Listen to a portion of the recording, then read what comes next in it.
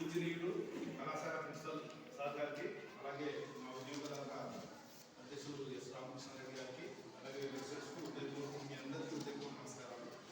ఈరోజు వినియోగదాత దినోత్సవం awareness programme సందర్భంగా రామకృష్ణ సార్ నేను ఇక్కడికి వచ్చి ప్రిన్సిపల్ సార్ యొక్క పర్మిషన్ ద్వారా మీకు అందరికీ చిన్న చైతన్యం చేయాలనే ఉద్దేశంతో ముఖ్యంగా దీంట్లో 1/21/5/31 పాయింట్లను నేను మీకు ఎక్స్ప్లెయిన్ చేయగలుగుతున్నాను.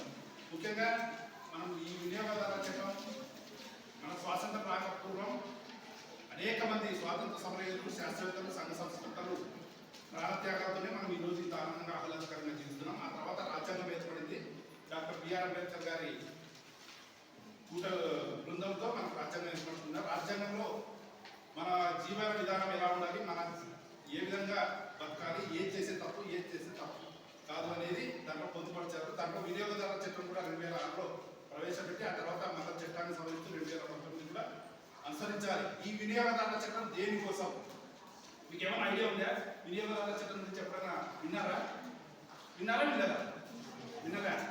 మన ఆరోగ్యం మీద పూర్తిగా ఆరోగ్యాన్ని రక్షిస్తుంది ఈ వినియోగదారుల చట్టం.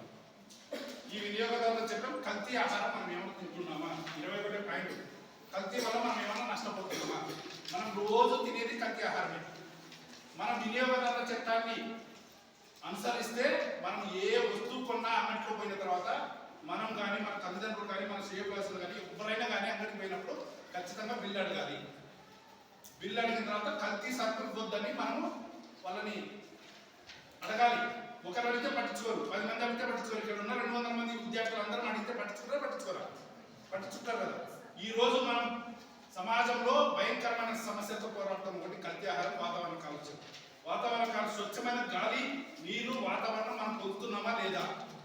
ఈ వినియోగదారుల చట్టంలో మనకు ఇది పొందుపరిచాం. మనం స్వచ్ఛమైన గాలిని పొందుతున్నామా? ఈ రోజుల్లో మన దేశ రాజధాని ఢిల్లీలో కూడా వాతావరణ కాలుష్యం ఏర్పడి చాలా మంది ఇబ్బంది పడుతున్నారు.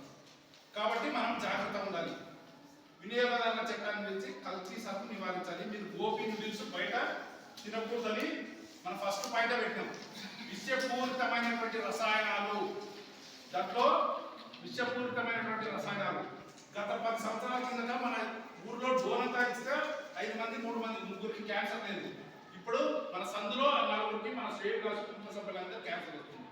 మనం తినే ఆహారం అన్నింటిలో విషపూరితమైనటువంటి కేటీ, స్టార్ట్లు, రకరకాల గోబీ నూడిల్స్, చికెన్ బిర్యానీ అన్నీ వస్తున్నాయి. మీరు బజ్జీలు తింటారా నాన్న? రోజు నాన్న వాళ్ళు తెస్తే బజ్జీలు తిన్నారా? మాట కావాలి. బజ్జీలు తింటారు కదా. బజ్జీ నాన్న ఏంటో తెస్తారు నాన్న వాళ్ళు. బజ్జీ ఎవరు తింటారు? ఫస్ట్ మనం తింటామా? బజ్జీ ఎవరు తింటారు? ఫస్ట్ కెమికల్ తింటుంది.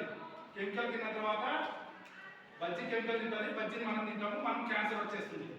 కాబట్టి ఖచ్చితంగా ఎవరైనా కానీ వినియోగదారుల చట్టాన్ని అమలు చేసే విధంగా నేటి విద్యార్థులే రేపటి పౌరులు, నేటి విద్యార్థులే రేపు కాబోయే అధికారులు మీరందరూ. రేపు సమాజాన్ని తీర్చిదిద్దాల్సిన ఆఫీసర్లు అంతా మీరే. సమాజాన్ని తీర్చిదిద్దాలంటే మీరు సంపాదించినది కానీ, మీ తల్లిదండ్రులు సంపాదించినది సమాజాన్ని ఖర్చు పెట్టాల్సిన అవసరం లేదు. కేవలం తెలిసిన మన చట్టాలు ఉన్నటువంటి చట్టాలను ఇంప్లిమెంట్ చేస్తే చాలు. చట్టాలను అనుసరించి ఇతరులకు అవగాహన కల్పించాలి.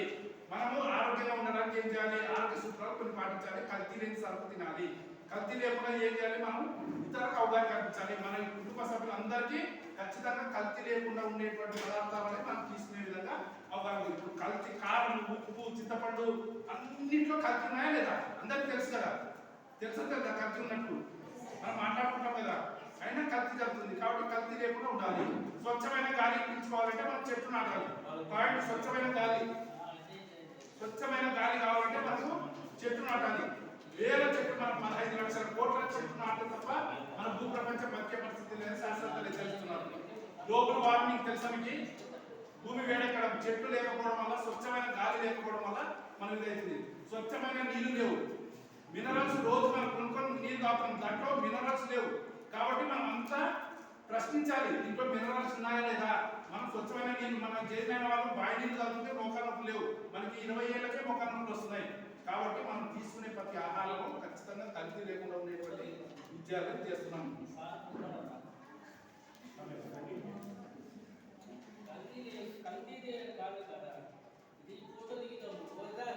నిలబడండి, మీరంతా నిలబడండి, ఇలా పట్టుకోండి.